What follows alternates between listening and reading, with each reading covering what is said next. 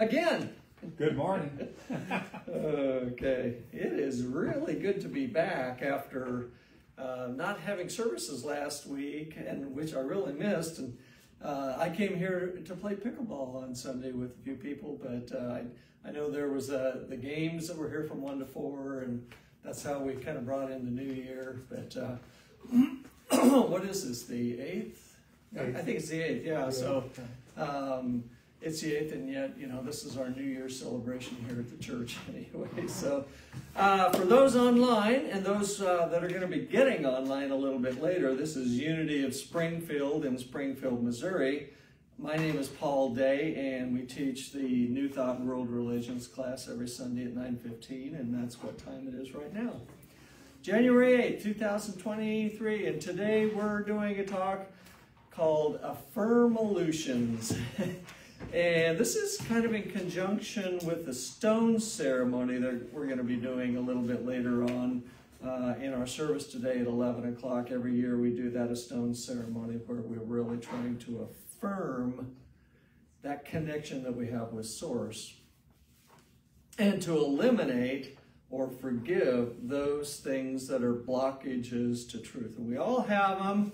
They come to us many times a day generally, and sometimes they really overwhelm us, and sometimes they're not so much, but they still pop up throughout the day and throughout the week and the year. So let's go ahead and start off with just a quiet meditation. And if you would, just take a big, deep breath in and let it out.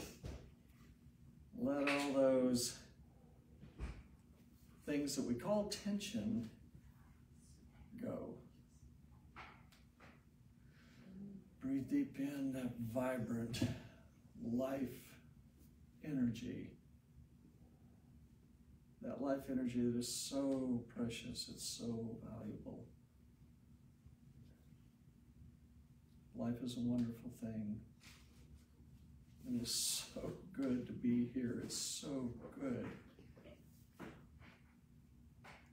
to feel that energy that just vibrates through us and infuses every cell of our body. And that we realize that we are that living being, we are that living source, we are part of that great big divine plan that is what we call God.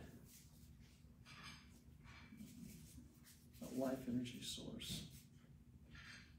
And thank you for being here. Namaste. So, I used to kind of think about New Year's resolutions and really tried to come up with one, because after all that's, you know, when oh, hi Dan. Good morning. After all, that's what you did, right? At New Year's Day, you came up with a New Year's resolution. And so how many of you still do New Year's resolutions? Any of you? Okay, good. All right.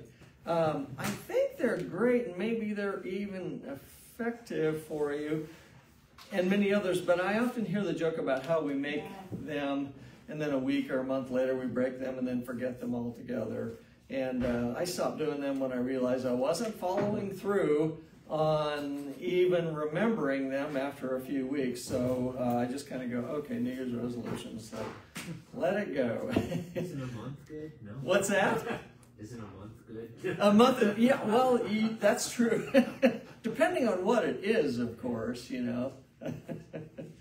So they started not meaning so much to me anymore, and because I didn't own them. It wasn't something almost outside of my desire and commitment. Okay, so I'm going to talk today, and we're going to talk today about resolutions, or resolving what you want or possibly even need, but have found stumbling blocks along the way. Okay, and that's just what we're going to look square in the eye and admit to ourselves, maybe, yeah, I have stumbling blocks, and yet I can overcome them and be victorious in my life in getting what I want and need. How many of you have stumbling blocks?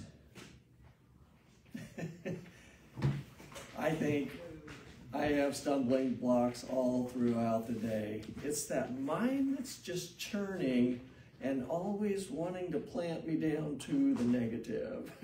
And so we're always kind of fighting that. It just kind of automatically goes there. It's just a kind of that automatic default that, you know, we criticize ourselves, we criticize others, we judge, we blame, we think the negative a lot. And so those are kind of our, you know, easy way to look at what our stumbling blocks are anyway. So it's a continuous work we have cut out for ourselves. And I want to just say that I use affirmations daily, and the words have a degree of import change depending on the need of the day. So sometimes I'll go throughout the day and I won't even think about the things that I'm thinking. And other times I put it right at the forefront. And I'm always constantly looking at what am I thinking? What am I thinking about? And, you know, so it brings me back to reality. I guess I want to call it a reality with a big R, because, you know, the reality that God gives us rather than the reality of our ego. And so that's kind of what we're looking at today. We're kind of putting in the forefront how we're thinking, what we're thinking, and how it can be brought to light, I guess I'd say. So until we are, quote, realized beings, we do have work to do. So I want you to take 2 minutes, and this is kind of a session where we're gonna kind of be writing down a few things here. And I'm gonna have you guys pass out some stuff. And I know this isn't gonna fit online so much, but if you wanna just take a piece of paper and then take a pen and pass it on.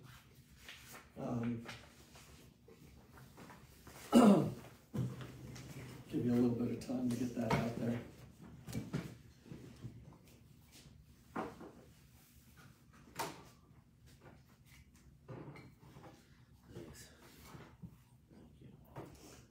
So I want you to take 2 minutes and write down what are some of the things in your life that you want to change to overcome, okay?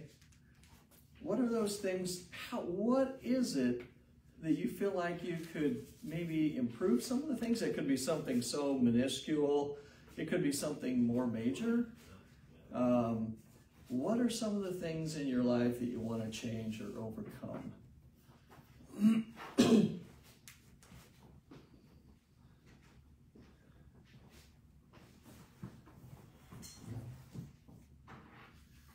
I know this isn't very exciting for online people, but maybe if you're there at home, you could take a piece of paper out and write down, what are some of the things in your life that you want to change or overcome? We have one participant back here who's already realized, so she doesn't have anything. I know that.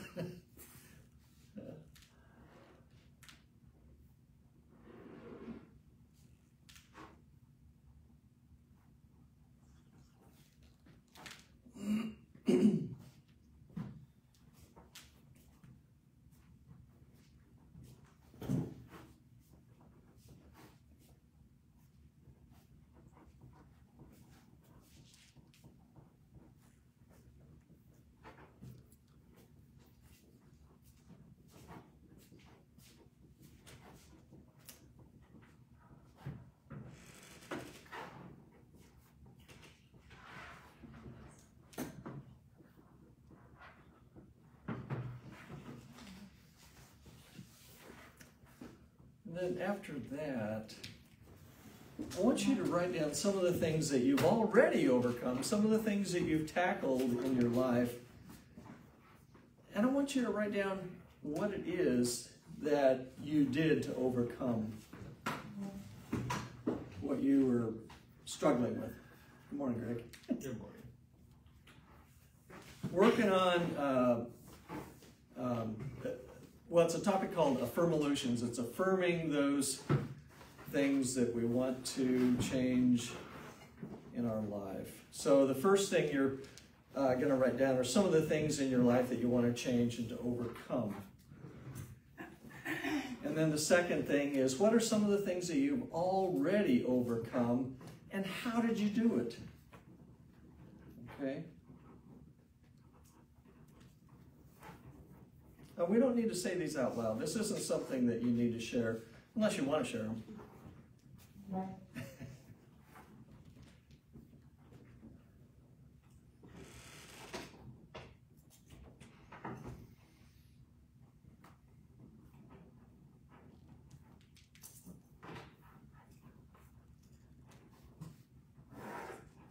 Now, this is something for our own personal growth. And as I said, this is in conjunction with the stone ceremony that we're going to be doing at 11 o'clock.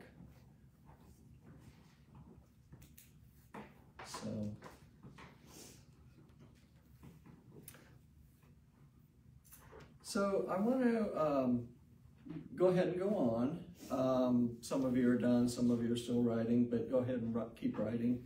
I look back at the things that seem to be impossible to me at the time, things that I truly wanted and needed, and how I overcame them. And a lot of my talk today is going to be on my own personal experiences and the things that came to me when I was going through a lot of the things that I was going through.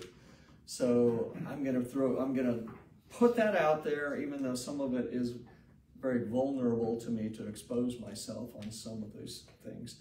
But it gives me a way to just go, okay, give it out there to the universe, and then to have you maybe think about yourselves and how you may have overcome them, okay? So when I was 30 years old, I had stage 4 cancer, and it was very serious. They gave me a 50% chance of making it. Obviously, it worked. Later on, I helped someone with terminal cancer get over cancer. And it was a totally miraculous thing to me. And I'm using some of the techniques I'm going to be going through today are the things that I used with her to help her get over that terminal cancer. Oh gosh, after I got over that cancer, I had $200 to my name. Didn't know exactly what I was going to do, so I was in financial straits, and I pulled out of that, created my own business, and became independent in that way. I used a lot of these techniques to get where I was back then. Later on in life, at 60 years old, I took my bike out and rode cross country with an injury to my back that was so painful at first that I didn't know how I was going to do it. So there was another struggle that I was going through at the time, and then many other things too.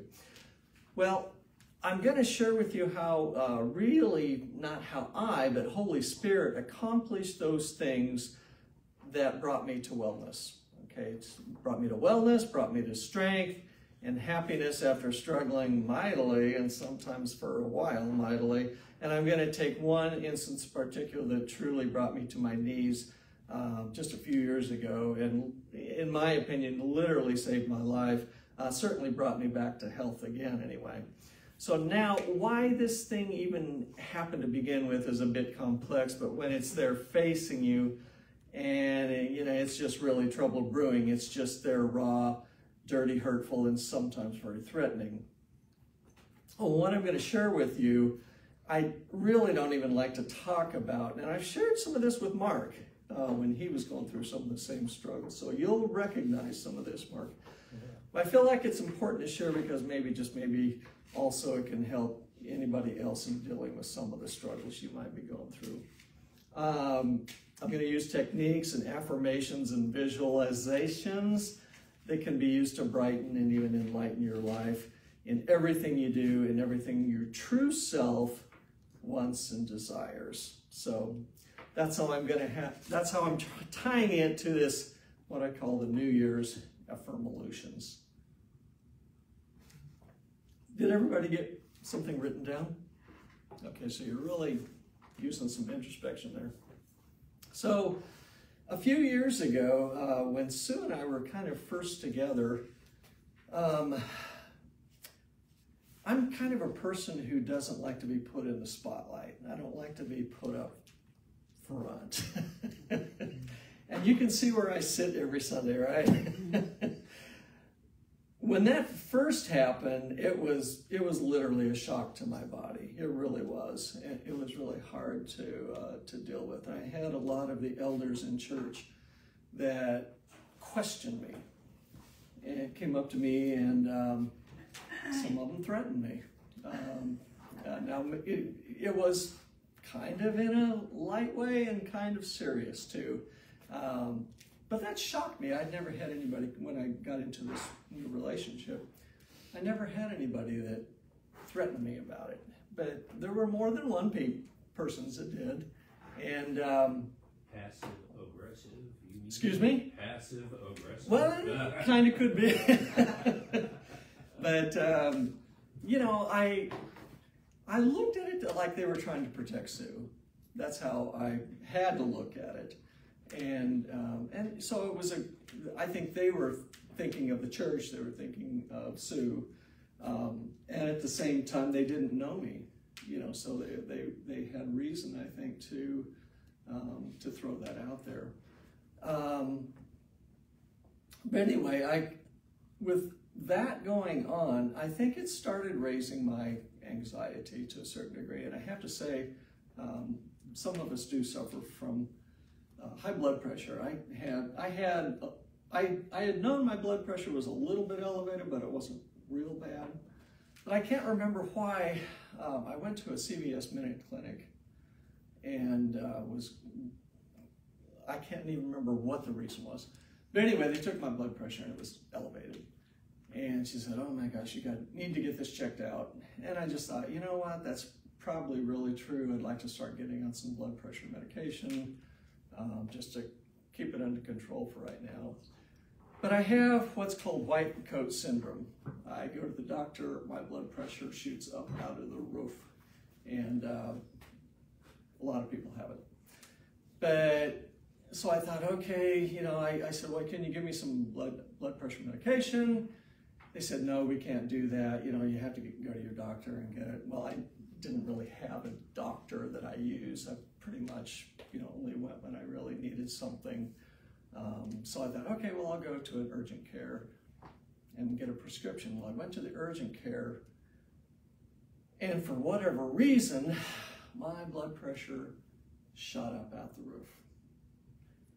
And at this urgent care, there was a doctor there, and he gave me some medication to bring my blood pressure down. It was a kind of an emergency pill, I guess you'd call it.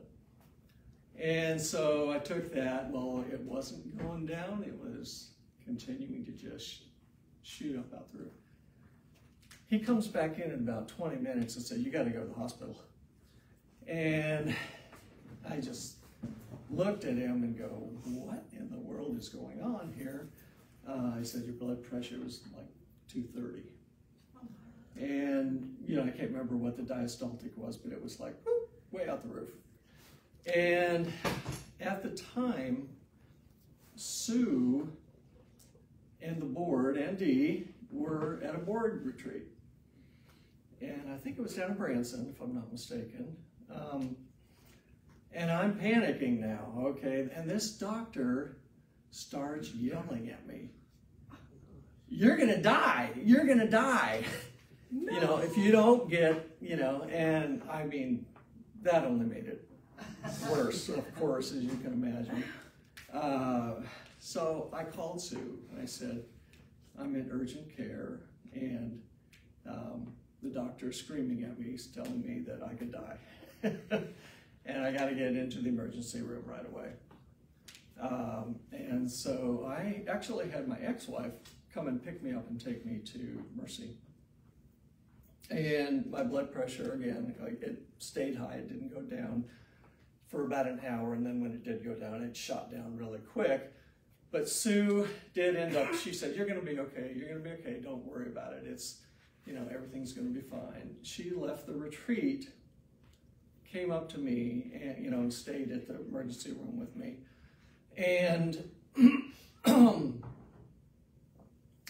did not go back to the retreat after that. And I said, no, go back to the retreat. After I went back down, I was like, I'm fine, don't worry about it. But she didn't. She stayed with me the whole time.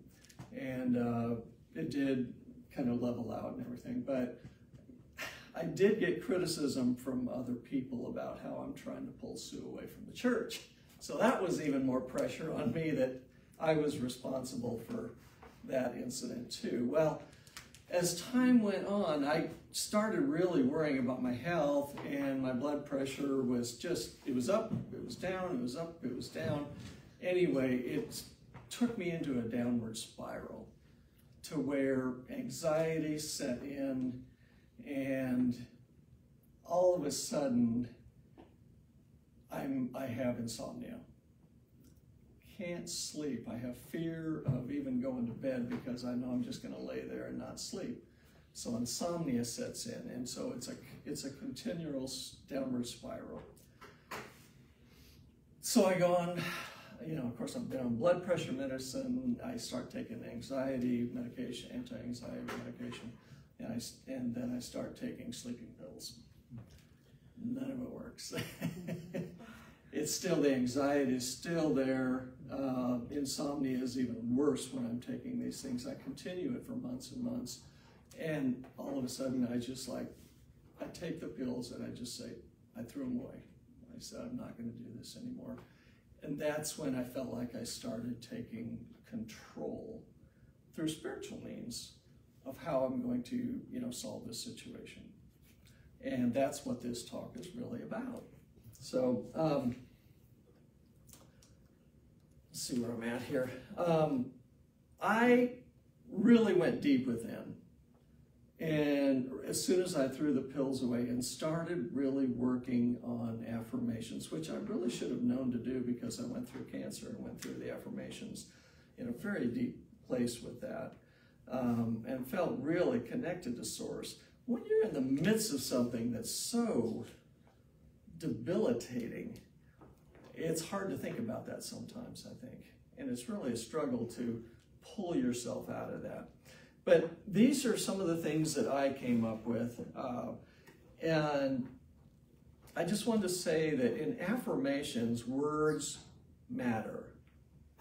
Words are a series of letters that we put together that we attach some meaning to. If we don't have meaning to them, it's just nothing. If I took the word juncta lafroma, that is a nonsense word, means nothing to you, it has no power. But if we take a word that we associate with meaning, then we have given it power, right? Some of the first words that were used were one of the first language, if not the first language, is Sanskrit. In Sanskrit, those words are given meaning, and they are, used as power words. We use them in mantras. And so when you meditate on those Sanskrit words with the meaning, and it's supposed to give you power. But we can take English words and do the same thing with it. We can and need to use these words for our benefit and for others until we are realized and only the Word of God matters. We have to use these words, and of course we all speak English, so we're going to use English words. So if anybody studied the Course in Miracles, Course in Miracles lesson 185 states, to say these words is nothing, but to mean these words is everything. And this is where the power really comes in. It's where you're really looking at being serious with these words. Intention. Absolutely. If you could but mean them, okay, now this is ACIM. If you could but mean them for just an instant, there would be no further sorrow possible for you in any form, in any place or time. Heaven would be completely given back to full awareness, memory of God entirely restored, the resurrection of all creation fully recognized. So, the third thing is that we need to believe and know that there exists a higher self, a higher source To not believe and know means you're likely perceiving from your ego. That's the way we function most of the time, even for those who are so-called saints. As I was talking about before, we go around throughout the day, we're doing mundane things, we're, walking here, we're, drinking a glass of water, we're, getting in our car, we're going to the bank, we're working through our ego. These are not things that we look at as saintly things to do, right? But when we go to come to the higher self, that is where true progress comes.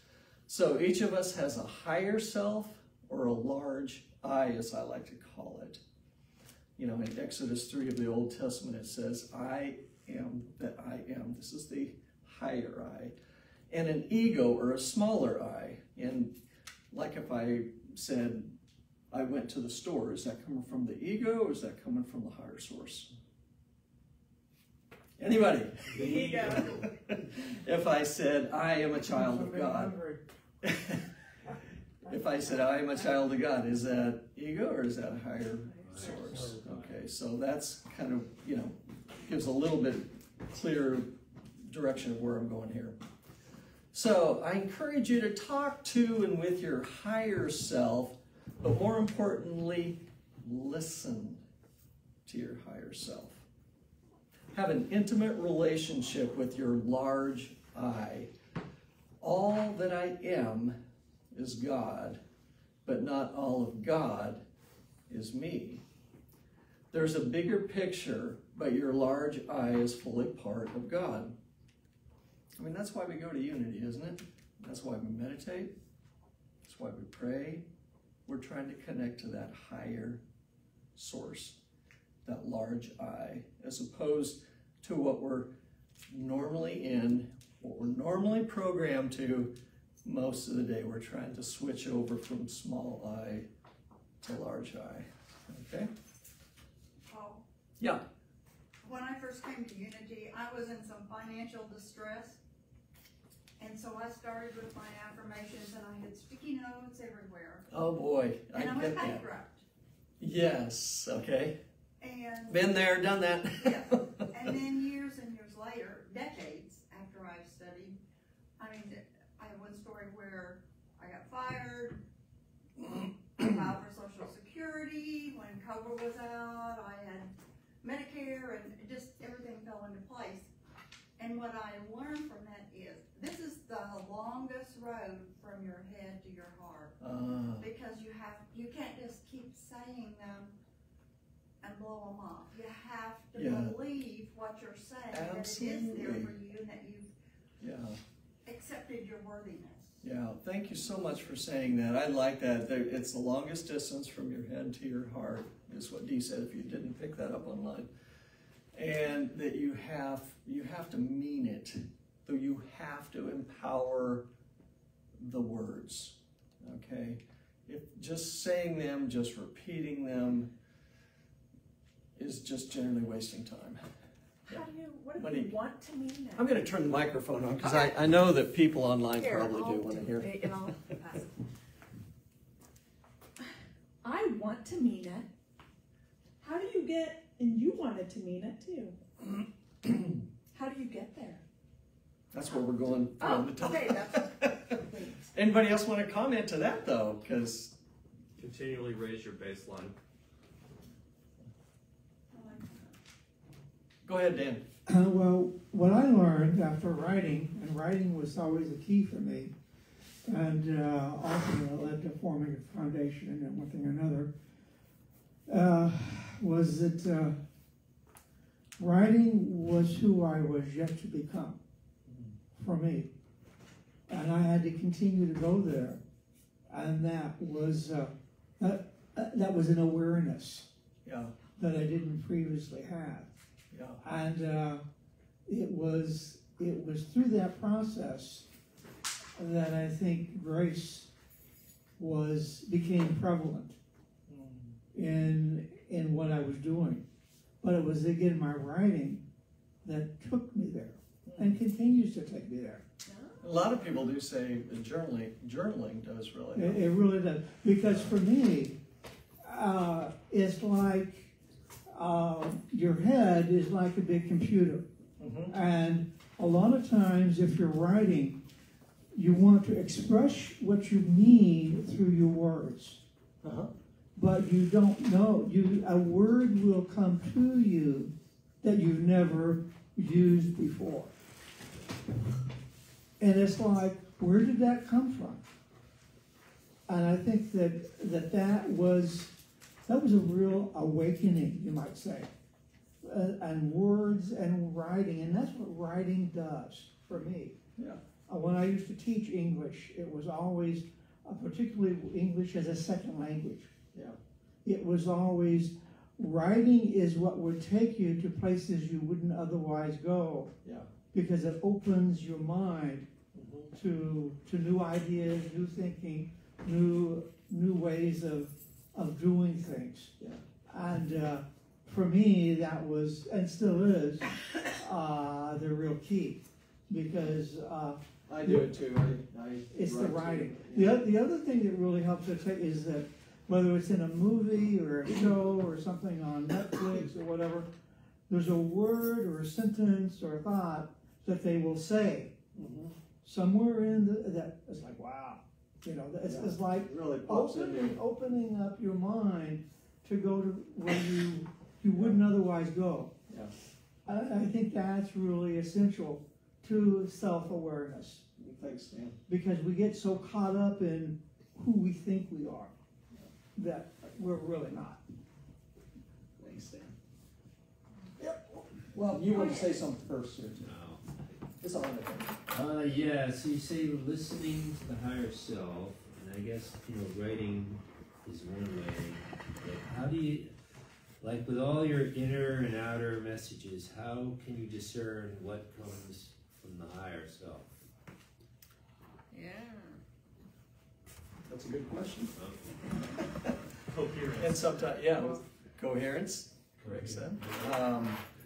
I think a lot of people are tricked into believing that their ego is God. I see it all the time. And so it's not an easy question to answer. That their ego is God? Yes, that their ego is God. A little Self. Yeah. Yeah. Self is God. Remember, And we're ego is an talking about expression of we have a larger I and we have a smaller I. And some people don't know how to go to that source. They don't know how to get outside of their small self. And they really do believe that they are. So that is a good question, and it's not always easy. But let's go ahead with Dee. Kind of an answer to what Monique was asking. It's okay to keep saying them, because Absolutely. eventually you will connect your head to Yes. your heart. Eventually you will feel them. Absolutely. And know that you mean them, and that you're not just, what's the clanging of the Right. bells or whatever it is. Right. Yeah. Yeah. So Okay. Thank So you. Go ahead And and keep on. I totally it's agree okay with to keep that. on, Yeah. and not to feel guilty Okay. if it's not happening immediately. Yeah.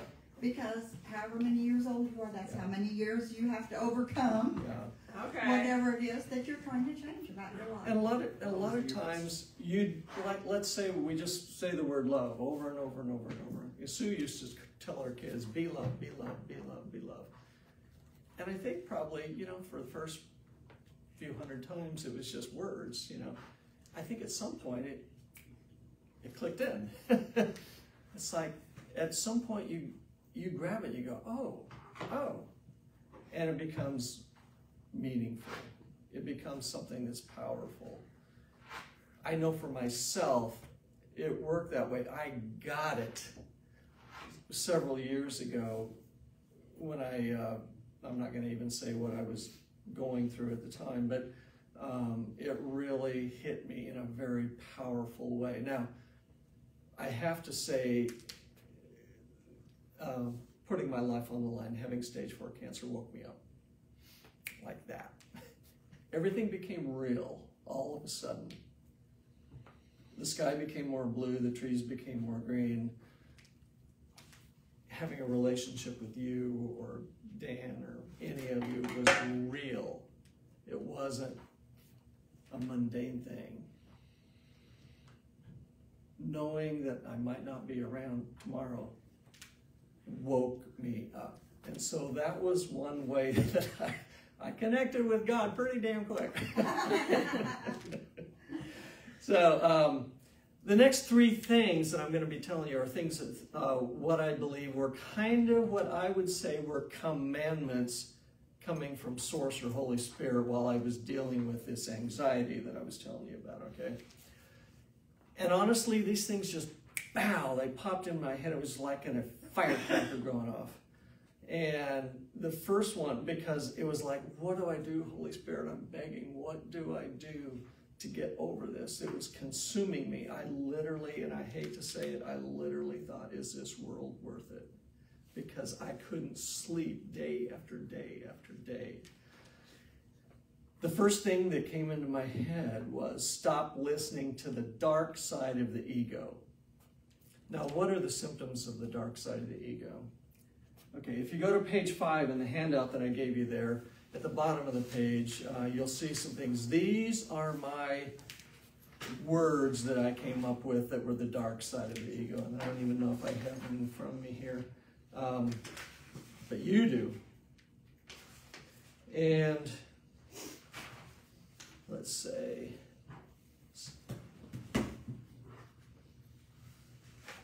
okay, worry, doubt, fear, anxiety, and it goes on and lists a whole bunch of other things, right? You see those words, I don't know how many are there, 20 or so. For years, I would go through and in my visualizations, I would eliminate these things by word. Every last one of them. The first 4 were the most powerful to me. Worry, doubt, fear, anxiety, okay?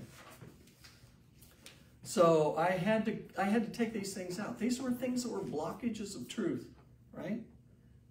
Worry, doubt, fear, and anxiety. Do they help you? No. You know, we might have lived at a time when we had to run from tigers, right? You know, so fear's a good thing, you run, you know. But to live on a daily basis with fear and anxiety, worry, doubt. I doubted myself all the time. I had to get rid of those things. These are blockages to truth. So these are what Holy Spirit told me was the dark side of the ego. Stop listening to the dark side of the ego. Because it was filling my mind over and over and over and over. Stop it! You ever heard John Mundy before? When he gave that story about, he was telling a story about, it was a sitcom. And it was a psychologist, Bob Newhart. I don't know, it's really old for many of you. But, you know, someone comes in to Bob Newhart, you know, and the woman says, you know, I have this problem, and I can't remember even what it was now. You know, I want to have sex with every man I see, you know, and blah, blah, blah. And so, you know, he goes, well, you know, I can cure you, you know, but, you know, it's $5. You know, back then money was cheaper for psychologists. $1 a minute, you know. I said, 5 minutes, I'll, you know, cure you, you know. And so he listens to her, and all of a sudden he goes, okay, what do I do, doctor? Stop it! That's $5, please. But it was like that. It was stop listening to the dark side of the ego. Okay, so, you know, these words that I came up with were what I put in there with these affirmations I'm going to be going over with you. Okay, the second one is follow me. I was commanded to follow me. Now, what is me? What and who is me? It's the large I. It's the truth. It's Holy Spirit. It's whatever name we want to give it. It's that higher source that we have. So what are the attributes of God in following me? If you, I think page 4, you'll still see the words of the attributes of God. What are the attributes of God? You know, for me, these were my words. These were my power words. I'm going to be asking you, what are your power words? Mine were confidence, courage, conviction, compassion. And to go on 20, 25 words there, I was saying these words. I had them in my head. I memorized them for years. I still say them. Because we continually have to work. We continually have to practice. Okay? The big four for me were the first four: confidence, courage, conviction, compassion. Confidence to know that I could do it. Confidence in myself. I could believe in myself. Courage. The courage to get over this damn flippin' fear. Conviction that I was going to do it. And compassion for myself, because I wasn't giving compassion to myself. I am the hardest person on myself on the planet. No one condemns me like me. You might relate to that. Okay, so one day in meditation, the following words came to me. Okay, and I already said that with these affirmations. But one of the most powerful things that came to me while I'm sitting in meditation, and this happened to me when I had cancer too. The first time I ever got an affirmation was the day after I found out I had stage 4 cancer. Okay? And I'm sitting outside on the lawn, and this incredible affirmation came to me that I still use today. All the affirmations that I've been given, I use them every day, many times. This is the one that came to me when I was going through the anxiety. Holy Spirit, or you can use any name of God that you wish, source, cosmic consciousness, divine love, on and on. With your will, I ask for, accept, claim, and affirm all the goodness of God, all the attributes of God, including, and then you go to these words.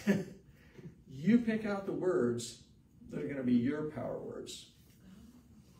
I take all these things and all the attributes of God and hold them high in the garden of my mind and ask for, accept, claim, and affirm your direction, your blessing, your wisdom.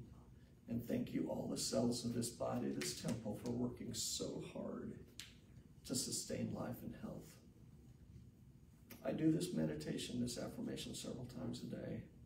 And I use all of my power words. And I'm not telling you this is a great affirmation for you, because it's not what I'm saying. I'm saying go to your source. Find your affirmation. Can you borrow this? Can you use it? Yeah, of course you can. This is what came to me from source. I'm asking you to go to source. Ask source. What are your power words? Okay? So, what are your issues that you're working on? That's where your affirmative words have to come from. Okay? What is the underlying cause or weakness that you perceive of your issue? Okay, my issue that I was working on at that time was anxiety. What are my power words? I just gave them to you. Okay? What is it you're working on? You can have things you're working on several times a day. I do. It can be some pretty interesting things. I might go to the grocery store and start judging the guy next to me. And if I'm not thinking about it, I'll condemn him and judge him for something. And what do I need to do? I need to go to higher source. I need to go to the larger I. And I can go right to this visualization. I can go right to this affirmation, and I can snap out of it, and I can go right back into happiness again. Okay? That's what we're working on. We're trying to be more like divine source. We're trying to lessen that gap. As Dee says, the distance from your head to your heart, we need to shrink that. And we need to shrink the distance between the small I and the large I. Zero. Excuse me? Nothing. Sorry. Okay. Okay, so on the affirmations of forgiveness, okay, we need to erase these blockages to truth, right? So what does Holy Spirit do? Holy Spirit, I mean, this all came to me in the matter of seconds, literally, to the point where I had it in my head. It never left me.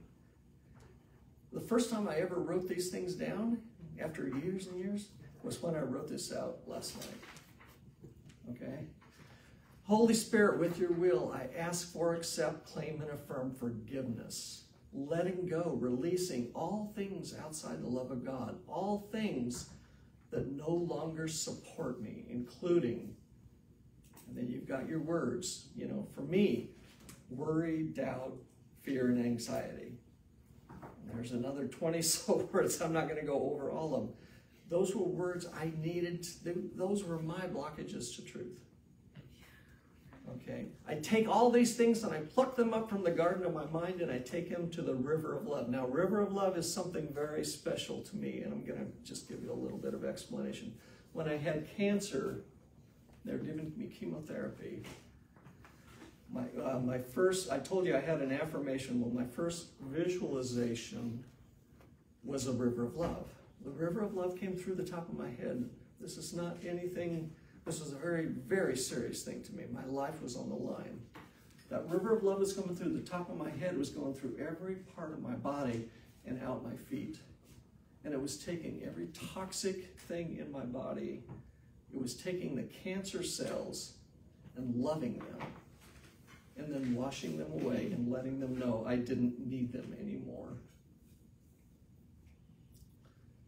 I did take chemotherapy. I got over the cancer very, very quickly.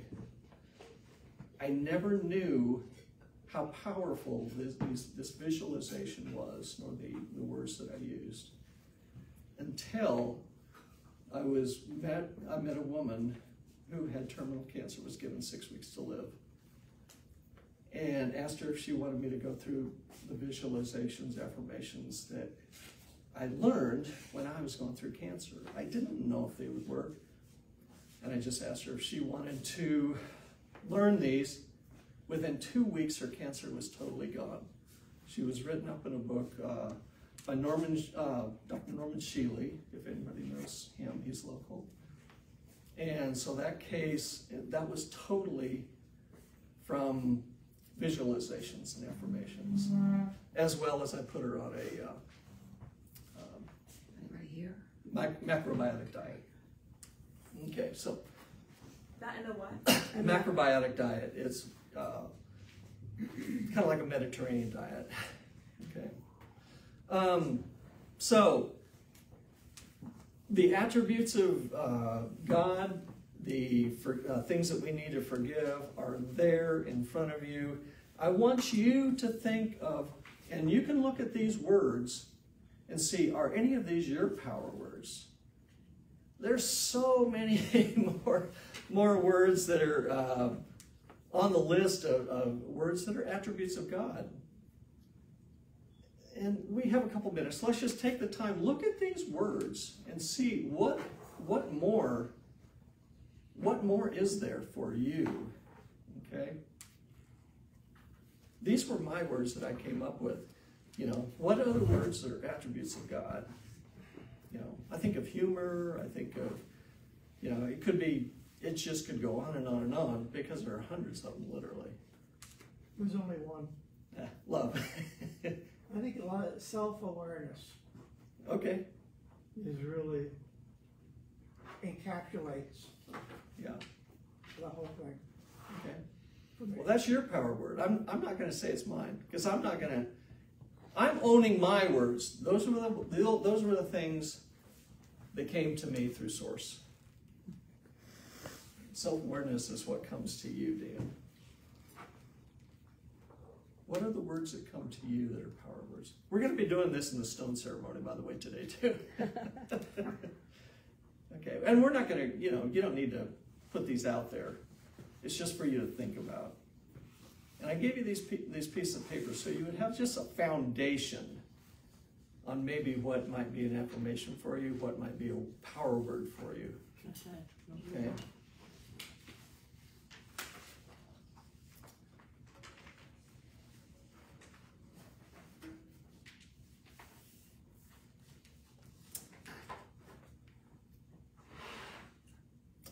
If any of you did anybody come up with some words that they thought were power words for you? Kindness Okay. is Kindness is a big one. It is huge. In fact, kindness is one of my words too, that, it's on the sheet there. Yeah, I know. It's not that it's not on there, but it would be one of my. Yeah. But does it have to be something you're working on, or is it something you're already kind of pretty? I think when something resonates with you, That's right. it's there. Yeah. Yeah. If it pops up into your head, it's there.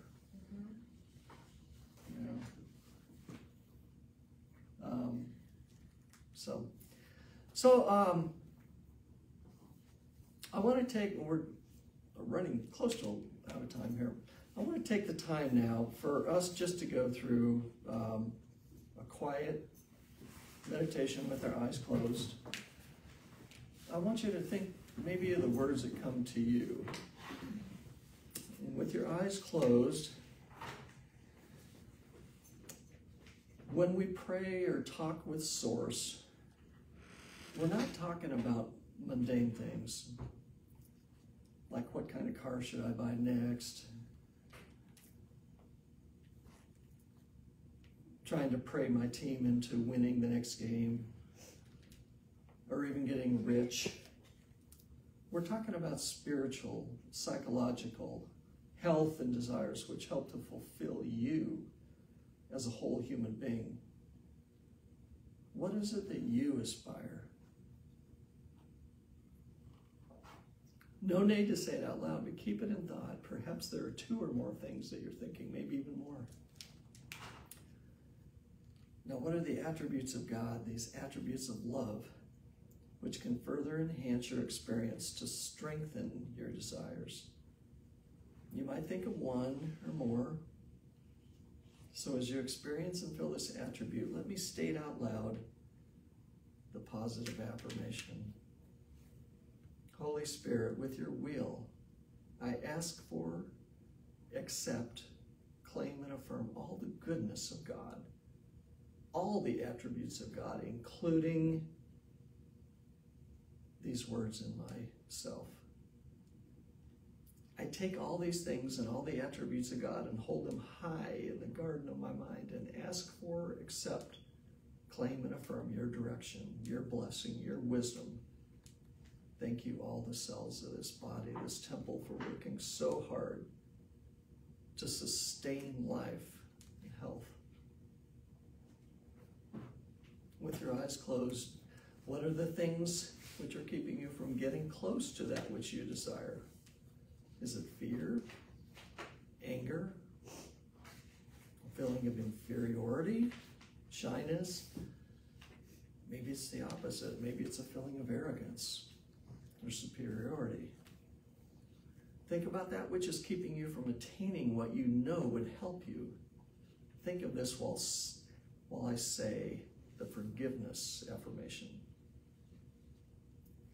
Holy Spirit, with your will, I ask for, accept, claim, and affirm forgiveness, letting go, releasing all things outside the love of God, all things that no longer support me, including these words that I've come up with. I take all these things and I pluck them up from the garden of my mind and I take them to the river of love. And as I stand on the rock of truth and freedom, courage and love, I place these things in the vessel of ill will. And I push it down the stream of love. And as this vessel is surrounded by love, it sinks into love. And all these things dissolve and disappear back into the nothingness from where they came from. And all that remains is love. For love is all there is. With all that I am, with Holy Spirit as my guide, you have the tools to cure yourself, to brighten your life, to live a life of happiness and joy. And with that, I give you my namaste. And thank you. Does somebody have any comments, questions, things that they thought that they want to share? Thank you. This? Yeah. Okay, you're welcome. Again, I gave you these sheets, not because I think these are things that are going to be powerful for you, but I wanted you to see kind of a foundation of what I went through in the process of how I incorporated these affirmations and these power words for me, and going from a place, a very, very dark place for me, and getting out of it, and being joyful and happy, and never suffering from the anxiety, from insomnia. That was my latest issue, obviously. So that's how I did it. You know, what are you going to do with the things that you're confronted with, the things that are going to be facing you? Because we all have those things all the time. They're going to be popping up in front of us. They're going to be obstacles to truth. They're going to be obstacles to our own well-being and our own health. How are you going to get out of that? Might it be a drug? Maybe it is. You know, might it be coming from source? Source, it's free. You can use it at any time. And it's powerful. I can attest to that. So again, any comments before we quit? So you would say your body knows how to be whole. Yes. And you just have to relax and allow it to be that way. Absolutely. I can't stress enough how important it is, at least in my mind, that I connect with Source, though. Okay? It's almost a thing of devotion. It's almost a thing where I can see that I'm not my small I. I am really connecting with my large I. And to me, that's the only way to do it. Because if we stay in the small I, all we're doing, we can never solve anything with our small I. We just continue to get more and more problems. That's how I see it. That's my perception. Were you going to say something, Dan? Well, I'm not sure. Why do we have to see Source as some kind of physical being? I don't. Yeah, I don't. I never have But if thought you- of it as yeah. something I don't- physical. Okay, that's part of the point. Yeah, but if God out here, because a lot of people, not But God necessarily isn't. in this room, God is everything, and yet God is Right. inside. but a lot of folks out here, not in this building, Uh-huh. Unity, but a lot of people see God as some kind of a physical Mhm. source. That In other words, something outside of yourself. right, that Right. they pay homage to. Right, basically. right.